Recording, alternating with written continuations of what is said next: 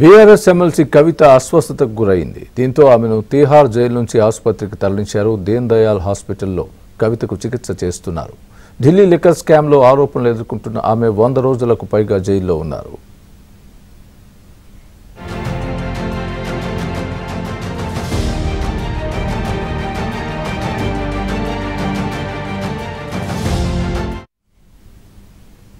BRS MLC కవిత అస్వస్థతకు గురైంది. దీంతో ఆమెను తీహార్ జైలు నుంచి ఆసుపత్రికి తరలించారు. దీన్ దయాల్ హాస్పిటల్లో కవితకు చికిత్స అందిస్తున్నారు. ఢిల్లీ లిక్కర్ స్కామ్లో ఆరోపణలు ఎదుర్కొంటున్న ఆమె 100 రోజులకు పైగా జైల్లో ఉన్నారు. ఇదే విషయానికి సంబంధించి మరింత సమాచారం మా ఢిల్లీ బ్యూరో చీఫ్ కృష్ణ చెప్తారు. కృష్ణ, చెప్పండి, కవిత ఆరోగ్యం ప్రస్తుతం ఏ విధంగా ఉంది? దీనికి సంబంధించి పూర్తి అప్డేట్ ఇవ్వండి. స్వామి, ఢిల్లీ లిక్కర్ కేసులో అరెస్ట్ అయినటువంటి బీఆర్ఎస్ ఎమ్మెల్సీ కవిత ప్రస్తుతం అనారోగ్య సమస్యలను ఎదుర్కొంటున్నారు. ఆమె తీవ్ర అస్వస్థతకు గురయ్యారు. ఈ కేసులో ప్రస్తుతం జ్యుడిషియల్ రిమాండ్ లో ఉన్నటువంటి కవిత తిహార్ జైల్లో 100 రోజులకు పైగా గడుపుతూ ఉన్నారు. అయితే గతంలో అనేక సార్లు ఆమె బెయిల్ కోసం కూడా ప్రయత్నించారు. రెవెన్యూ కోర్టు, అదేవిధంగా ఢిల్లీ హైకోర్టు కూడా ఆమెకు బెయిల్ ఇవ్వడానికి నిరాకరించింది. ప్రస్తుతం ఇక సుప్రీంకోర్టును ఆశ్రయించే దశలో ఉన్నారు.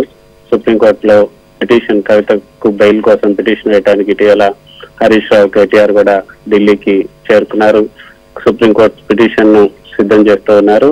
లాయర్లతో కూడా వాళ్ళంతా మాట్లాడారు. అయితే కవితకు ఈ రోజు తీవ్ర అస్వస్థతకు గురవడంతో దగ్గరలో ఉన్నటువంటి దీన్ దయాల్ ఆసుపత్రికి ఆమెను తరలించారు. ప్రస్తుతం ఆమె దీన్ దయాల్ ఆసుపత్రిలో చికిత్స పొందుతున్నారు. ఆమెకు ఎటువంటి సీరియస్ ఇల్నెస్ ఏమీ లేదు, కానీ ప్రస్తుతానికైతే ఆమె ఆరోగ్యం నిలకడగానే ఉంది.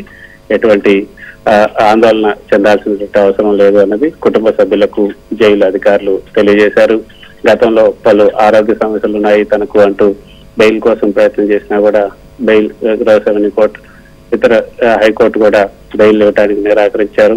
3-4 సార్లు బెయిల్ కూడా ఆమె అప్లై చేశారు, కానీ బెయిల్ ఇవ్వడానికి నిరాకరించారు. ప్రస్తుతం అయితే ఆమె అంటే ఎటువంటి ఆరోగ్య సమస్యలు ఎదుర్కొంటున్నారు అన్న దానిపైన ప్రస్తుతానికి అయితే ఒక స్పష్టత లేదు. బీపీ, షుగర్ లెవెల్స్ కొంత పెరిగిపోయాయి. దాంతో కొంత అస్వస్థతకు గురయ్యారు.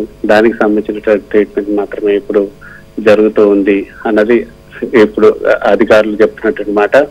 మరికొద్ది సేపట్లో దీన్ దయాల్ ఆసుపత్రికి సంబంధించినటువంటి డాక్టర్లు ఒక బులెటిన్ కూడా విడుదల చేసే అవకాశం ఉంది. అందులో ఆమె ఎదుర్కొంటున్నటువంటి సమస్యలు ఏంటి, దానికి ఏ ట్రీట్మెంట్ ఇచ్చారన్నది కూడా ఆ బులెటిన్ లో పేర్కొనే అవకాశం ఉంది.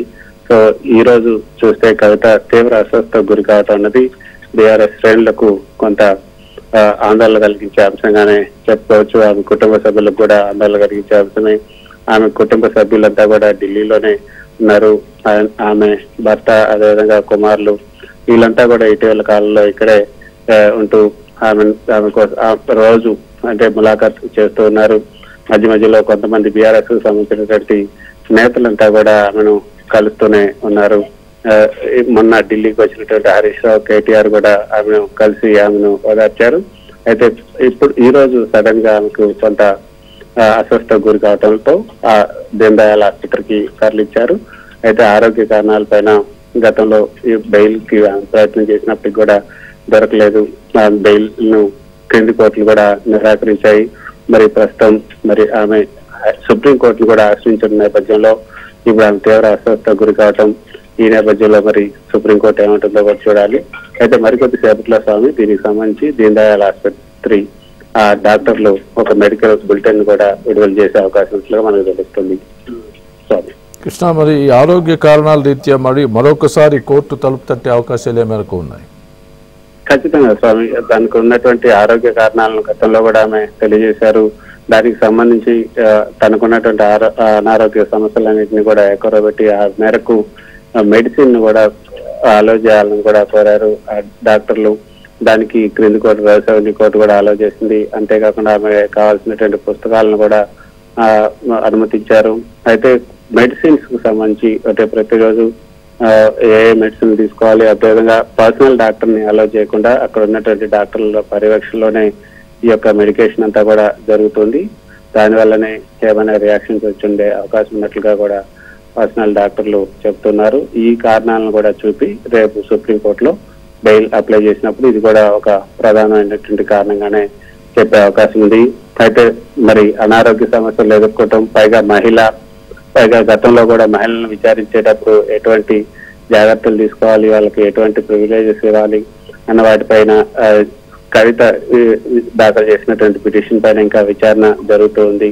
ప్రస్తుతం ఆమె అస్వస్థకు గురైన నేపథ్యంలో ఖచ్చితంగా రేపు సుప్రీంకోర్టును ఆశ్రయించినప్పుడు ఈ యొక్క అంశాలను కూడా సుప్రీంకోర్టు పరిగణలోకి తీసుకునే అవకాశాలు అయితే ఉన్నాయనే చెప్పొచ్చు. Right, thanks for the update Krishna.